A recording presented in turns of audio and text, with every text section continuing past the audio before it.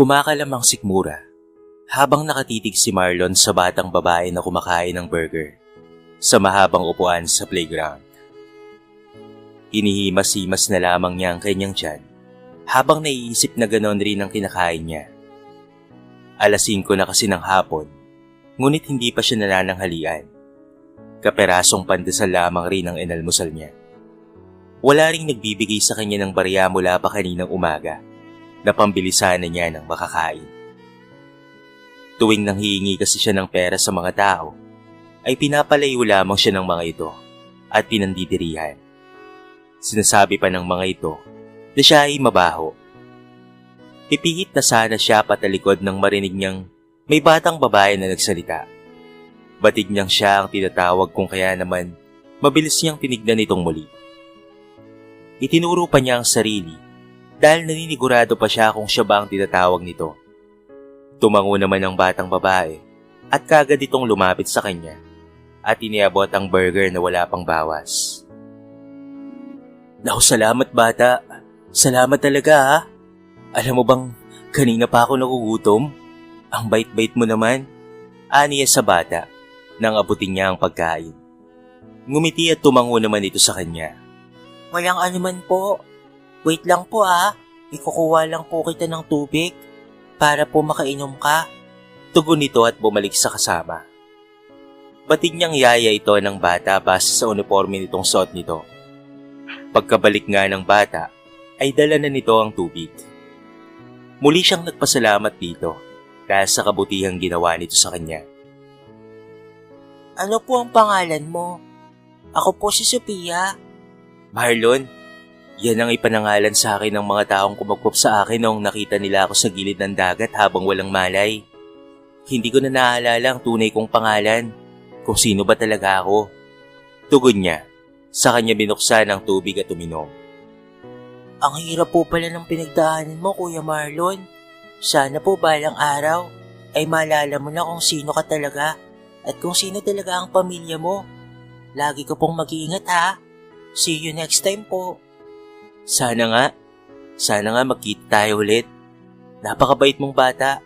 Alam mo bang ang mga batang mababait ay pinagpapala ng Diyos? Alam ko po yan. Yan din po kasi ang sabi sa akin ng mami ko. Sige po ha, maiwan na po kita. Uuwi na rin po kami ng yaya ko eh. Hindi po kasi nila alam na dumaan kami rito. Nakangiting tura nito sa kanya at kumaway pa ito bago tuluyang umalis. Nang makaalis na nga ang mga ito, ay saka lamang niya kinain ng burger na ibinigay sa kanya. Nanginginig pa ang kanyang mga kamay habang umunguya. Ngunit nang makita niyang may nakatingin rin sa kanya na kapwa rin niya pulubi, ay hindi siya nagdalawang isip na ibigay ito, kahit pa nga nagugutom pa rin siya, at nakakadalawang kagat pa lamang.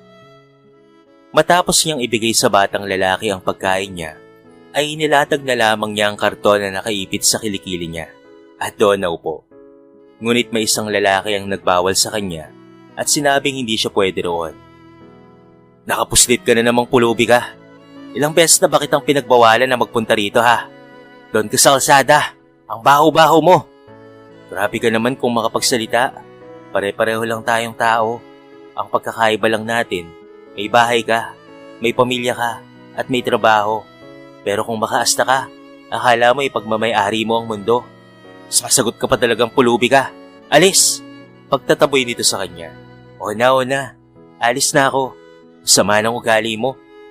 Inaambahan pa siya nito ng suntok, pero initian niya na lamang ito ng mapakla. Ang sama ng ugali ng lalaking yun, akala mo naman gwapo. Ang pangit-pangit naman, natatawa niyang sabi, habang papalabas na ng playground. Ilang beses na rin siyang sumubok na magtrabaho, kahit sana sa mga karinderya lamang, ngunit walang tumatanggap sa kanya. Patay na kasi ang mga umampon sa kanya, nasagasaan ng mga ito ng bus, habang patawid sa kabilang kalsada. Pagkatapos ay pinalayas pa siya sa inuupahan nilang bahay dahil wala siyang pang-upa rito. Hindi niya maalala ang patungkol sa nakaraan niya, ang pangalan at ang pagkatao niya. 17 anyo siya nang matagpuan siya sa gilid ng dagat ng mga kinilala niyang mga magulang. 4 na taon niyang nakasama ang mga ito at nang aminin sa kanya ang katotohanan na hindi siya tunay na anak, ay saka naman na aksidente ang mga ito. Nang mga panahong iyon, ay hindi niya alam kung saan siya patungo. Wala naman siyang matitirhan. Nagpunta siya sa kaibigan niya at nagbabakasakali na pwede siya roon, kahit pansamantala lamang. Ngunit dahil hindi sila kasya sa bahay, dahil marami rin sila doon, ay hindi siya kinupkup nito. Kaya magmula nga noon, ay nagpalaboy-laboy na lamang siya. Mahigit 1 taon na siyang nagpapalaboy-laboy sa lansangan. Nariyan ang mababasa ng ulan at maaarawan, at sa tuwing nagkakasakit, ay walang nag-aalaga sa kanya. Nang paalisin nga siya sa playground, ay nagtungo naman siya sa isang bigasan. Sinubukan niyang manghingi ng barya ngunit pinalayas lamang siya. Napakamot na lamang siya sa kanyang batok at umalis na roon. Maya-maya lamang ay muntikan na siyang masagasaan ng napakagarang sasakyan. Napatapik na lamang siya sa kanyang tenga patapos siyang businahan nito ng napakalakas. Bumaba pa ang mayamang binata na lula ng sasakyan na muntikan ng makasagasa sa kanya. Galit itong lumapit sa kanya habang nakatakip ang panyo sa ilong nito. "Oh my God! Ang baho mong pulubi ka! Babahiran mo pa ng dugo ang sasakyan ko! Peste ka!" Galit nitong sabi sa kanya. Lumabas rin naman ng sasakyan ng driver nito. "Ano boss, tarahin ko na ba yung pulubi na yan?" Tanong ng driver sa amo nito.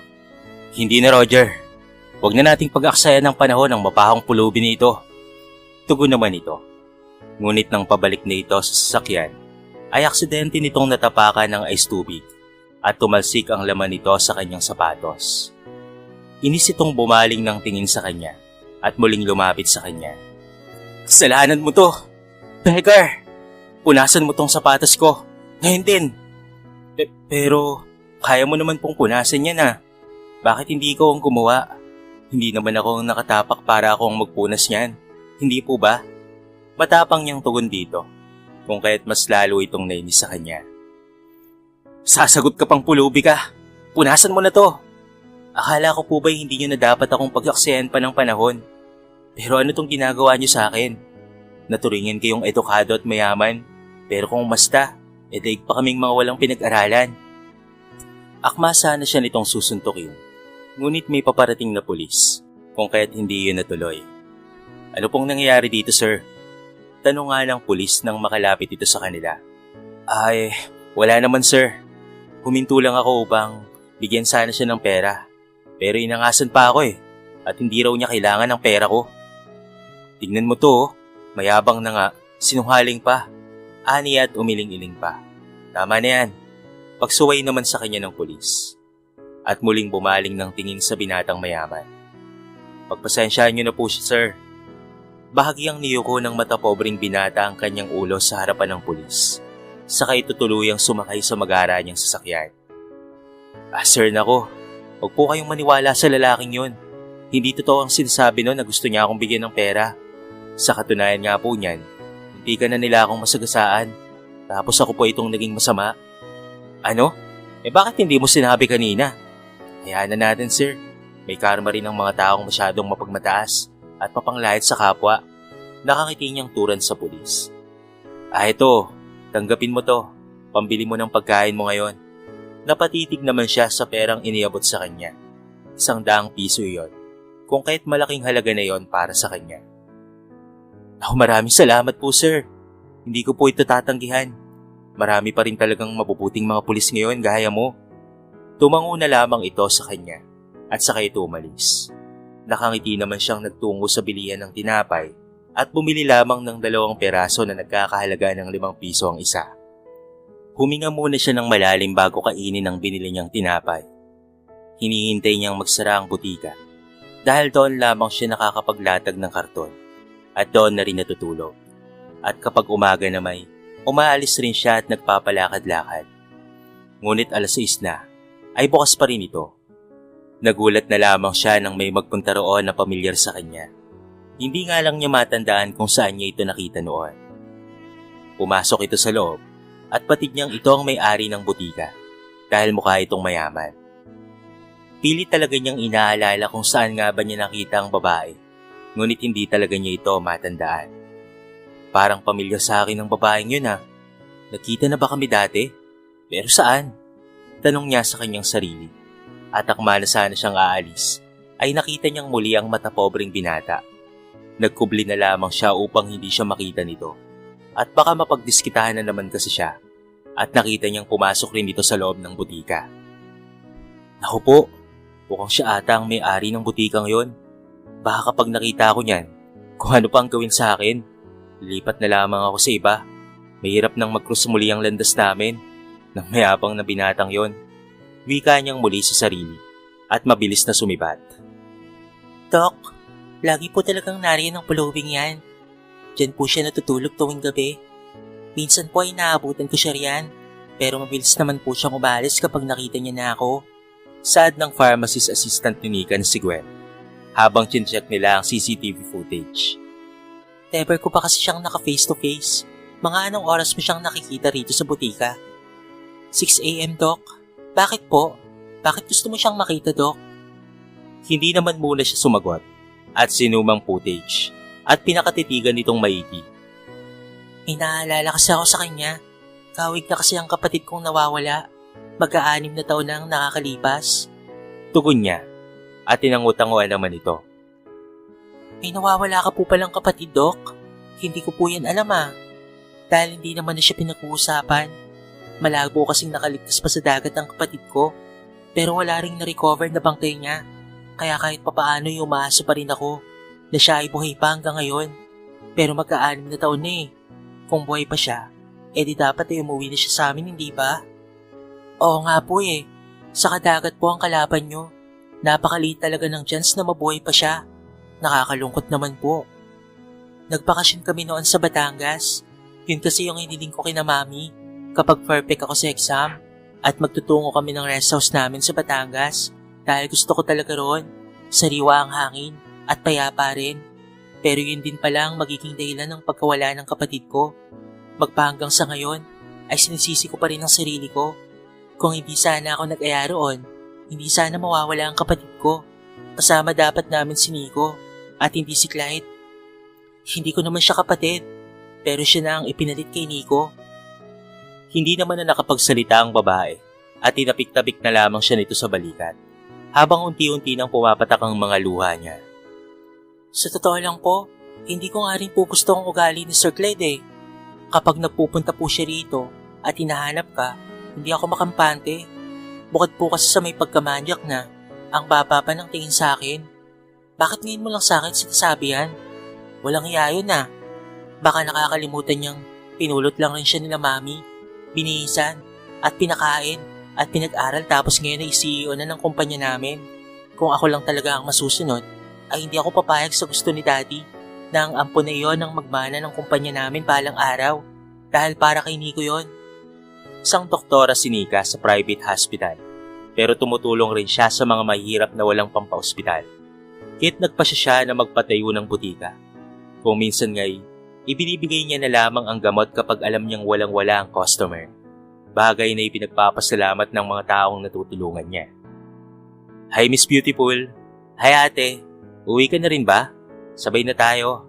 Tumawag sa akin si Daddy. Sabay-sabay daw tayong magdi-dinner tonight. Ani ni Clyde na kakarating lamang. No, bakit ako sasabay sa'yo na umuwi? I have my own car. Umuwi ka mag-isa mo. Inis na tugon niya rito. Bakit ba ang sungit-sungit mo sa akin ate? Wala naman akong ginagawang masama Lahat naman ay ginagawa ko para magustuhan mo ko. Para matanggap mo na ako. Ani nito sa kanya. Ngunit nginitian niya lamang ito ng mapakla. Tumayo naman siya mula sa pagkakaupo sa swivel chair at lumapit kay Clyde. Sa kanya hinaplos ang mukha nito. Kahit anong gawin mo, hindi kita magugustuhan o matatanggap bilang kapatid ko dahil hindi kita kaano-ano, hindi kita totoong kapatid. Sa kung pwede ba Clyde, huwag kang nagpupunta rito sa butika o sa ospital para lang magpa-good shot sa akin. Nag-aaksaya ka lang ng oras dahil kung sina Mami at Daddy nagagawa mong gayumahin, pwes ako hindi. Saka agad niya itong tilalikuran. Nainis naman ang lalaki ngunit hindi nito ipinahalata. Ganun pala pwes sumanda ka sa gagawin ko sa'yo. Tsaka kung babait ka rin sa akin at makukuha ko ang loob mo. Wika nito sa sarili. Sige ate, mauna na akong umuwi Ingat ka sa pagmamaneho Nginitian niya lamang ito ng peking ngiti at sinenyasan ng umalis. Pagkaalis nga ni Clyde sa butika ng kanyang ate, ay napag-isipan niyang ituloy ang plano niya. Matagal niya na itong pinaplano ngunit ngayon ay gagawin niya na. Ipapakidnap niya si Nika at palalabasin niyang siya ang nagligtas dito upang mas maging mabango siya sa mga umampon sa kanya at para makuha rin niya ang loob ni Nika na simulat sa pool ay hindi siya matanggap-tanggap na parte ng pamilya nila. Bagyang yumuko ang tatlong kalalakihan nang makita siya ng mga ito. Ano boss? Tuloy na ba ang plano? Tanong ni Greg sa kanya, isa sa mga kikidnap kay Nika. Oo, tuloy na ang plano. Maya-maya lang ay aalis na ng butika niya yan. Alam niyo naman kung saan gawin ang walang CCTV, hindi ba? Doon niyo siya dukutin. Pero wag na wag niyo siyang sasaktan ha. Gusto ko lang na mas maging mabango sa kanila, lalo na sa kanya. Nagkakaintindihan ba tayo ha, Greg? Oo naman boss. Bakit naman hindi? Saka gentleman to oh. Hindi ako mananakit ng babae. Sa ganda at kinis ba naman yun ni Doktora Nika? Hindi siya dapat na masugatan o kahit masaktan man lang. Good Greg. Basta't wag na wag kayong papalpak sa plano natin ha. Dahil alam niyo na kung ano ang mangyari sa inyo. Oo na boss. Huwag ka na kasing mag-alala. I got you. Sabay kindat nito na sinamaan naman niya ng tingin. Nauna na nga siyang umuwi at naabutan niya ng naghahanda na si Mrs. Kilanta ng pagkain. Kasama nito ang isang kusinera at isang kasambahay. Hi ma'am, I'm home. Ani at lumapit sa ginang saka siya yumakap dito. Where's your ate? Let me guess, hindi na naman sumama sa'yo no?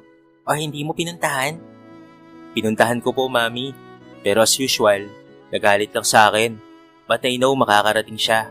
Where's dad po pala? Kakauwi lang rin niya, nasa kwarto. Tugon nito sa kanya. Tinanguan na lamang niya ito at nagpaalam na magtutungo rin muna sa kwarto upang makaligo.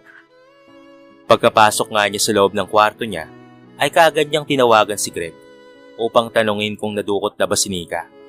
Ngunit ayon rito, ay hindi pa nagsasara ang butika nila Nika. Matapos niyang kausapin ng lalaki, ay naghubad na nga siya ng pangitas niyang damit.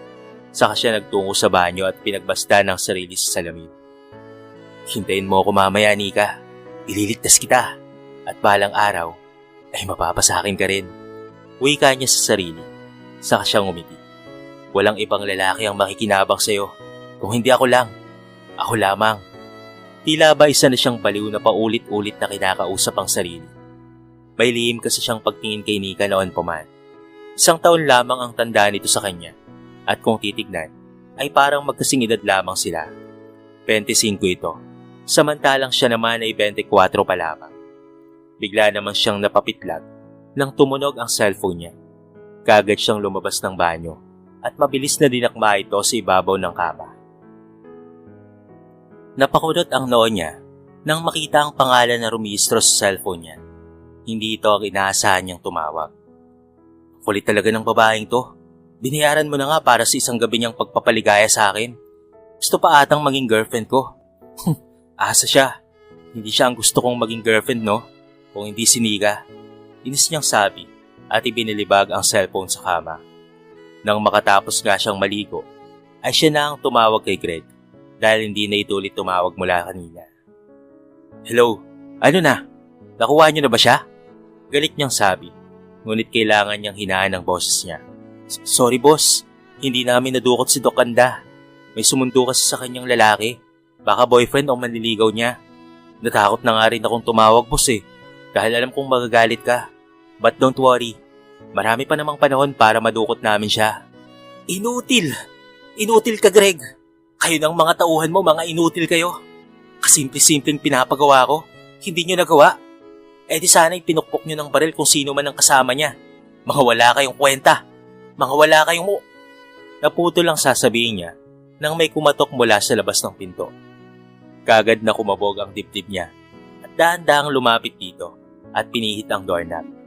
Mas lalong lumakas ang kabog ng dibdib niya nang makitang si Mrs. Kilanta niyon. Bakit ang tagal mong lumabas, iho? Narito na ang ate mo. Kasama niya si Alex. Halika na sa dining table. Naroon na rin ang daddy mo. Wika nito sa kanya. Si Alex po? Bakit po siya sinama ni ate rito? Boyfriend na ni Nika si Alex. At dahil doon, ay part na siya ng family natin. Hindi siya makapaniwala sa sinabi ni Mrs. Kilantan. Hindi niya matanggap na naunahan siya ni Alex. Mas lalo tuloy siyang nanggigil na may padukot si Nika. Nagpakawala na lamang siya ng peking ngiti at sinabing susunod na rin siya. Kaya naman tumango si Mrs. Kilantan bilang pagsang-ayon sa kanya. Pagkalis nga nito sa harapan niya, ay pinagsusuntok niya ang kama niya.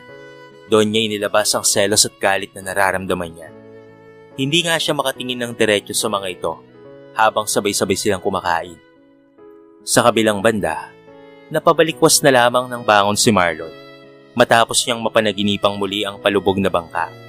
Madalas niya itong napapanaginipan at batid niyang hindi lamang iyon isang panaginip kung hindi parte iyon ng nakaraan niya. Ngunit habang pilit niyang inaalalang nakalimutan niyang alaala, ay sumasakit lamang ang ulo niya. Sino ba talaga ako? Buhay pa kaya ang totoo kong pamilya? Hinahanap kaya nila ako? Bakit kasi wala akong maalala? Kahit na kaunti patungkol sa pagkatao ko. Wika niya sa sarili at muling nahiga. Makalipas ang isang buwan, ay muling nagtagpo ang landas nila ni Clyde. Nadaan kasi siya sa isang flower shop at sakto namang naroon ito. Ho! Ang pulubing mayabang at palaba na ubod ng baho. Buhay ka pa pala? Pang-insulto nito sa kanya. Malamang, baka nga mauna ka pang mawala sa akin eh. Ay naku, mali pala. Ang masamang tao gaya mo nga pala ay matagal mamatay, hindi ba? At dahil sa sinabi niyang iyon kay Clyde, ay nakatikim siya ng suntok mula rito. Hayop ka! Wala kang karapatang pagsalitaan ako ng ganyan ha. Pulubi ka lang. Samantalang ako, isa akong mayaman na CEO. Oo nga pala, hindi mo nga pala alam kung ano nga ba ang ibig sabihin ng CEO. Pulubi ka nga pala, walang pinag-aralan. Talaga ba? Pulubi lang ako, pero hindi ako mangmang. Palaban niyang tugon na tinawanan na lamang nito. May araw ka rin sa akin, pulubi ka. Inisasambit nito. Pagkatapos ay kinuha na ang biniling bulaklak, saka sumakay na ng sasakyan. Sinundan niya pa ito ng tingin at tumiiling-iling na umalis. Ngunit maya-maya lamang, ay may 3 kalalakihan na lumapit sa kanya at inila siya patungo sa eskinita kung saan walang makakakita sa kanila. Sino kayo? Bitawan niyo nga ako? Tanong niya sa mga ito habang nagpupumiglas. Ano kami, tanga? Para bitawan ka? Bubugbugin ka muna namin bago ka namin pakawalan ng magtanda ka. Para alam mo kung sino ang kakalabanin mo at hindi mo kakalabanin. Saad ng lalaking may hawak sa magkabilang braso niya. Ang dalawa nga ay ginawa siyang parang punching bag. Wala siyang magawa kung hindi ang iiwas na lamang ang mukha niya. Ngunit kahit anong iwas niya, ay tinatamaan pa rin siya ng suntok ng dalawang lalaki. Tama na! Mga hayop kayo! Mga wala kayong magawa sa Hindi na nga naituloy pa ang sasabihin niya nang muli siyang suntukin sa mukha. Nagdidilim na ang paningin niya at namamanhid na rin ang mukha niya. Kalaunan nga ay bumagsak na siya sa semento at doon naman tumakas ang 3. Pagdilat ng mga mata ni Marlon, ay puting kisame na ang unang bumungad sa kanya. Kahit nahihirapan ay ginala niya ang kanyang paningin. Nagulat siya nang makitang may dextrose sa tabi niya. At sa gilid ng kamay niya, may babaeng nakadukdok doon. Labis ang pagtataka niya kung sino ang nagdala sa kanya sa ospital. Ganon rin ang babaeng nasa gilid ng kama. Ang huli lamang niyang naaalala ay nung pinubugbog siya at bukod doon ay wala na siyang matandaan pa. Kaya naman dahan-dahan niyang iniangat ang kanyang kamay upang mahawakan niya ang braso ng babae at agad naman itong nagising. Thank God at gising ka na, nakangiting sabi nito sa kanya at kaagad siya nitong niyakap. Teka lang po, sino po kayo? Ikaw po ba ang nagdala sa akin dito? Ako to, Nico. Ako ang ate Nika mo. Hindi mo na ba ako naaalala? Ano? Teka lang po. Pero Marlon po ang pangalan ko at hindi po Nico. Nagugulo ang tugon niya. Pero hindi ako pwedeng magkamali, Nico. Sabay hawak nito sa mukha niya. Alam kong ikaw yan. At ang isang magpapatunay na ikaw nga yan ay ang balat mo sa kanang kamay mo. Nagka-amnesia ka pala. Kung kahit hindi ka bumalik kahit buhay ka. Dininig ng Diyos ang panalangin ko na makita kitang muli at makasama. Gagawin ko ang lahat para bumalik ang alaala mo. Pero kung hindi man, bobuo na lamang tayo ng panibagong masasayang alaala, Nico. Hindi mo alam kung gaano ako kasaya ngayon. Hindi naman na niya namalayan na pumapatak na pala ang mga luha sa kanyang mukha. Buti po, at ikaw ang nakakita sa akin. Binugbog po kasi ako ng 3 lalaki. Papunta na ako sa butika noon nang makita kong may nagkakagulo sa iskinita. Kahit nakitingin na rin ako, pinakilit ko silang lahat at sinabi kong doktor ako. Chinek ko ang pulso mo, kaya alam kong buhay ka pa. Kaya agad kitang dinala rito sa ospital. Ngunit laking gulat ko nang malinisan ka. Naiyak na lang ako bigla at sigurado agad ako na ikaw ang nawawala akong kapatid. Magbabayad ang may gawa nun sa'yo. Masaya po ako at natagpuan ako ng totoo kong pamilya. Hili na po ako sa lansangan matutulog. Talagang hindi na, Nico. Dahil uuwi na tayo. Pero hindi na muna kita iuwi kila Mami. Doon ka na muna sa condo unit ko mag-stay. Pagagalingin muna natin ang mga tinamumong sugat. Pagugupitan na rin kita. At sa mismong kaarawan ni Mami kita iuwi sa atin. Sa bahay natin, Nico. Luha ang sambit ni Nika. Saka siya muling niyakap. Kapwa nga sila umiiyak habang dinadama ang init ng yakap ng isa't isa. Tagal kong sinisisi ang sarili ko. Dahil sa pagkawala mo, Nico. Hindi ko man kasalanan na lumubog ang bangka na sinasakyan nyo. Pero ako naman ang dahilan kung bakit yun nangyari sa'yo. Kung hindi ako nag-aya sa Batangas, hindi sana ito mangyayari. Hindi ka sana nawala. At mas lalong hindi ka sana naghirap ng halos 6 na taon. Huwag mo na pong sisihin ang sarili mo. Ang importante, nagkita-kita na po tayo. Tama nga yung sabi nila. Bahalang araw ay diringgin ng Diyos ang ating mga panalangin. Basta't huwag lang tayong mainip at huwag mawala ng pag-asa. Basta't sumampalataya tayo sa magagawa niya. Pangako ko sa'yo, Nico. Babawi ako sa'yo. Hindi na tayo magkakalayo pang muli. Sigurado akong matutuwa si na Mami at Daddy kapag nakita ka na nila.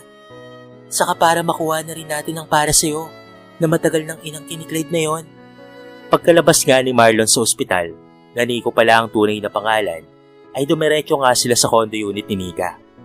Doon siya pansamantalang titira kasama nito at doon din magpapagaling. Kumuha rin si Nika ng mga mag-aalaga sa tuwing nasa ospital ito. Dinala rin siya nito sa barbershop upang pagupitan. Pagkatapos ay sa derma at sa mga sumunod nga ay binili siya ng bagong damit at gamit.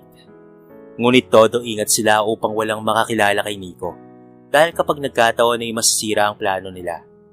3 linggo nang nakakalipas mula nang magkita silang magkapatid at panahon na upang makita na rin siya ng tunay niyang mga magulang. Si Nika na nga ang nag-ayos ng polo na susuotin niya at tinagot siya ng tingin nito hanggang baba. Wow, napakagwapo naman ng kapatid ko. Ready ka na bang makita sila Mami at Daddy? Kapag nakita mo si Mami, para kang nanalamin. Dahil kayong dalawang magkahawig at kami naman ni Daddy ang magkahawig. Ready na po akong makita sila ate. Tugon niya na ikinangiti naman ito. At ito na nga tumatawag na sa akin si Mami. Malamang itatanungin ako nito kung nasaan na ako. Wait lang sasagutin ko lang. Tinanguan naman niya ito at humarap na siyang muli sa salamin. Pinagmasdan niya ang kanyang sarili at malayong malayo na siya sa dati. May isang pulubi at walang maayos na kasuotan. Huminga siya ng malalim, saka siyang umiti ng napakatamis. Nay, heto na po. Nakita ko na po ang ate ko. At maya-maya lang ay makikita ko na rin po ang mga magulang ko. Natupad na po ang pangarap niyo para sa akin. Hindi ko po kayo makakalimutan kahit wala na po kayo. Dahil mananatili po kayo sa puso't isipan ko. Mahal na mahal ko po kayong dalawa. Dahil sa inyo po ay ligtas ako at nahanap ng ate ko. Mahinang sabi niya, sabay tulo ng kanyang mga luha. Let's go? Rinig niyang tanong sa kanya ni Nika. Kaya naman lumingon siya rito. Sige po ate. Pinakapit pa niya ito sa braso niya habang palabas sila ng unit hanggang sa tunguhin nga nila ang elevator. Kinakabahan ako ate. Dala siguro ng pagkasabik kong makita ang mga magulang natin. Hinawakan naman siya nito sa muka at maraang pinisil ang pisngi niya. Nasa tapat na nga sila ngayon ng bahay at bumusina si Nika upang pagbuksan sila ng gate. Sandali nga lang ay bumukas na ito at mabilis nang ipinasok ni Nika ang sasakyan patungo sa garahe. Siya na nga muna ang naunang lumabas ng sasakyan at naiwan sa loob si Nico. Doc, kanina ka pa po hinihintay ni na Ma'am sa loob. Sad ng kasambahay nila. Si Clyde, nandito ba siya? Yes po, kanina pa po siyang tumating. Tugon nito. Nilingon naman niya ang sasakyan niya kung saan naroon pa si Nico. Pumasok na nga siya sa loob ng bahay at kaagad siyang lumapit sa kanyang ina at yumakap dito. Happy birthday, Mami. Alam kong ito ang pinakamasayang birthday mo ngayon. Aniya. Salamat anak. Alam mo namang laging masaya ang karawan ko, hindi ba? Dahil narito kayo ng daddy mo at ni Clyde. Pero mas masaya sana kung kasama rin natin si Nico. Hanggang ngayon ay nangungulila pa rin ako sa kanya at iniisip na sana ay kasama pa rin natin siya. Manang, pakidagdagan po ang pinggan. Utos niya sa kusinera nila. Sige po. Tugon naman ito sa kanya at nagtungo na sa kusina. Ang akala ko hindi makakapunta si Alex dahil kailangan niyang mag-overtime. Tanong ng kanyang ina nang hindi tayan lamang niya. Siya nga po pala, kukuhanin ko lamang po ang regalo ko para sa inyo. Ani ni Nika at nilingon pa ang kanyang ama. Ganoon din si Clyde. Muli nga siyang bumalik sa sasakyan upang puntahan si Nico. Oras na para makita kanila kapatid ko. Sa kanya binuksan ang pinto ng sasakyan upang makalabas si Nico. Kumapit nga siya sa bisig nito habang papasok sila sa loob ng bahay. Mami, Daddy, dala ko na po ang regalo para sa inyo. Sad niya na ikinalingon naman ng mga ito. Lumapit nga ang mga ito sa kanila at pinakatitigan maigi si Nico. Walang salitang lumabas mula sa bibig ng mag-asawa pero naluha sila at nanginginig ang mga kamay na yumakap kay Nico. Totoo ba to? Si Nico? Si Nico ka nga ba? Tanong ni Mrs. Kilantan. Yes, Mami, siya po si Nico. At wala na pong iba. Tugon niya at tinapunan pa niya ng tingin si Clyde mula sa likod ni Mr. Kilantan. Pero paano? Paano kayong nagkita? Saan mo siya nahanap, anak? Saan mo nahanap ang kapatid mo? Sunod-sunod na tanong ng kanyang ama. Sa palengke po, Dad. Lagi siyang natutulog sa tapat ng butika ko. Pero hindi kami nagkikita ng personal. Sa CCTV pa lamang. Ramdam ko po na siya po si Nico. Hanggang sa nakita ko na nga po siya ng personal. Kamakailan lang po ay binugbog po siya at nawala ng malay. Kaya't dinala ko po siya sa ospital. Pero sino ang bumugbog sa anak ko? Tanong naman ni Mr. Kilantan. 3 kalalakihan daw po. Saka nga pala, si Nico may amnesia siya. Kaya pala hindi siya nakabalik sa atin. Dahil sa sinabi niyang iyon, ay muling napaluha ang mag-asawa at muling niyakap si Nico. Nakaramdam naman ng kaba si Clyde dahil patid na niya na ang pulubing binugbog niya at si Nico ay isa lamang, ngunit hindi ito magpapahalata na may kinalaman siya roon. Pasimple siyang umalis at nagtungo sa kanyang silid habang nagyayakapan ng mga ito. Natatakot rin siya dahil kilala niya si Nico at isusumbong siya nito. Sa dinami-rami ng tao, yung pulubi pala na yun ang tunay nilang anak.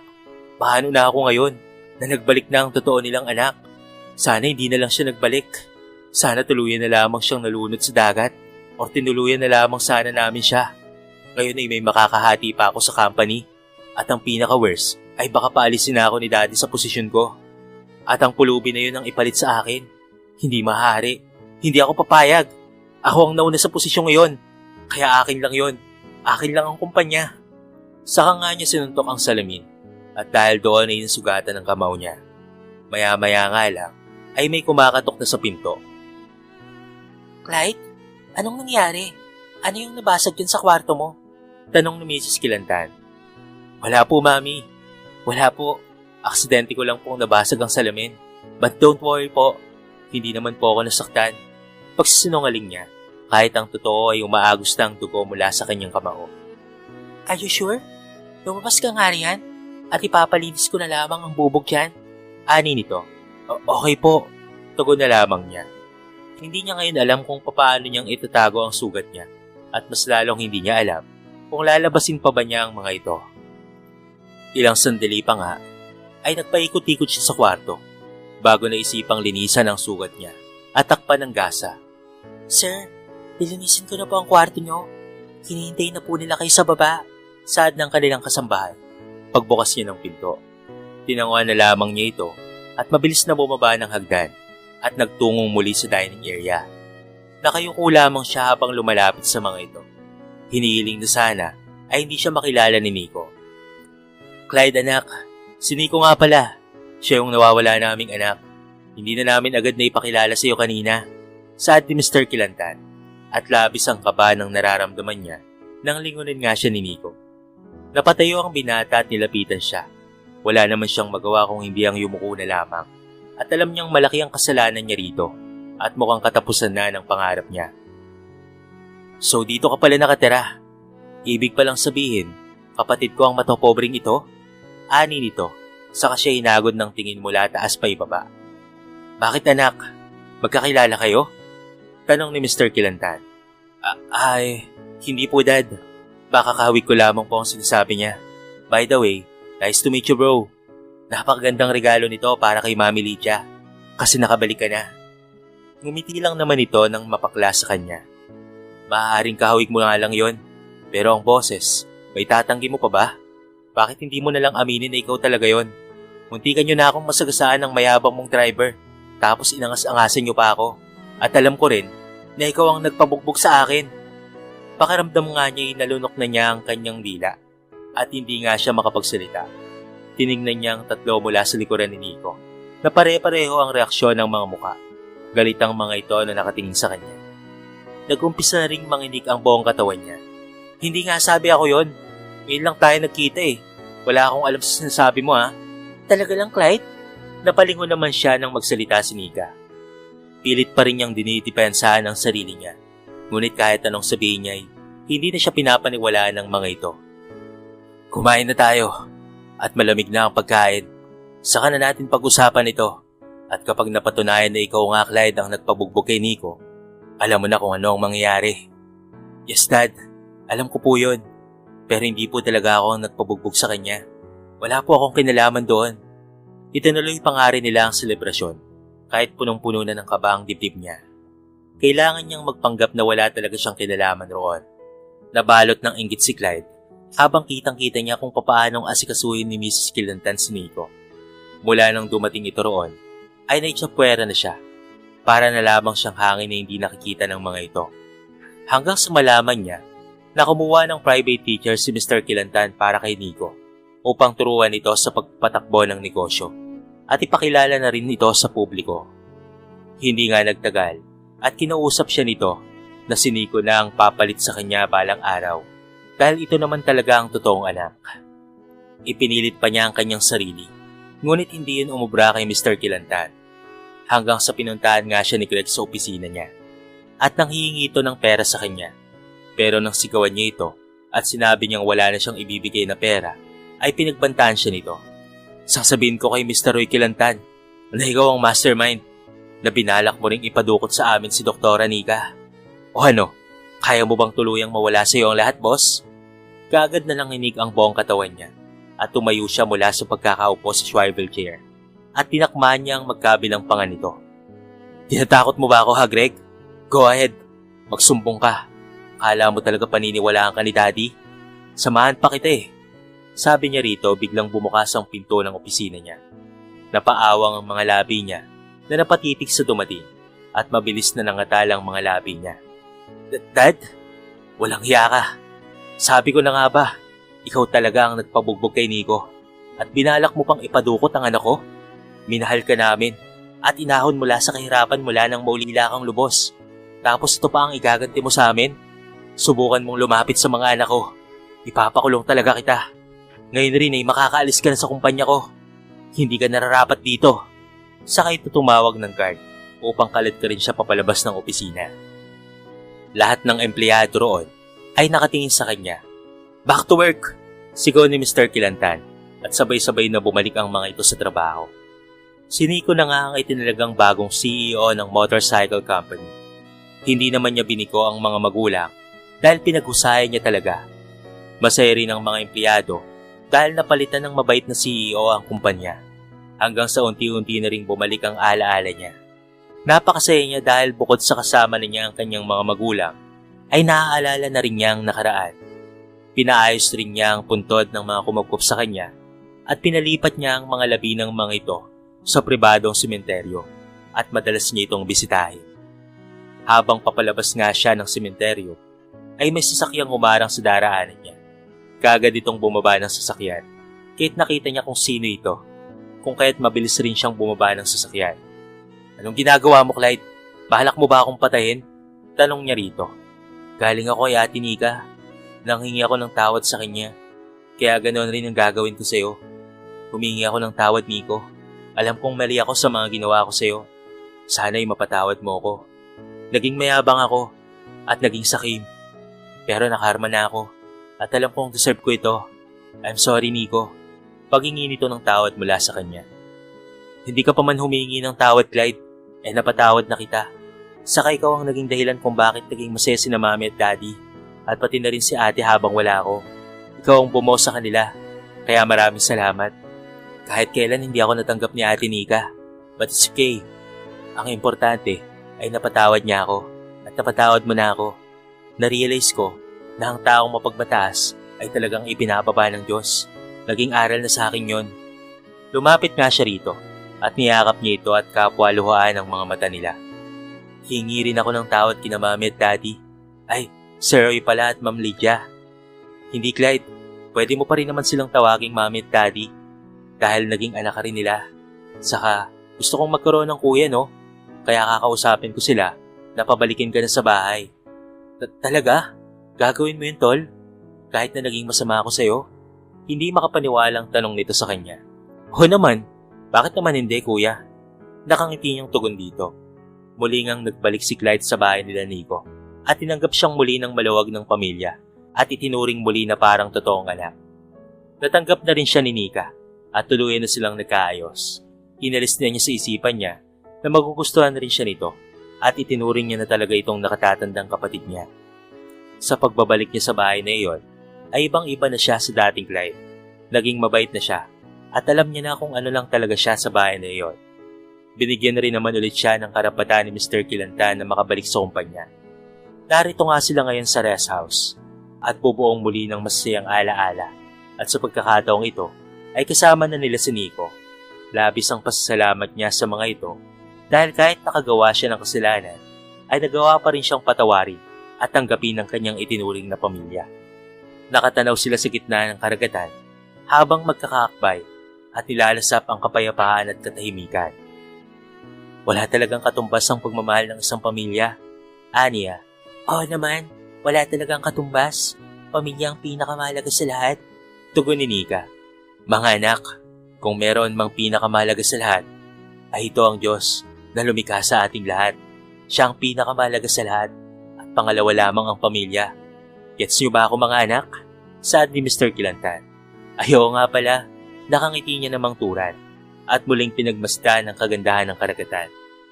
Payapa ang alon, kasing payapa ng isipan nilang lahat. Sa huling ay, nanaig pa rin ang pagmamahala ng bawat isa. Walang halong plastikan at walang halong kasakiman. Maya-maya nga lang, ay nagtungo na rin sila sa rest house upang sila ay mag-almusal. Marami rin silang napagkwentuhan habang kumakain.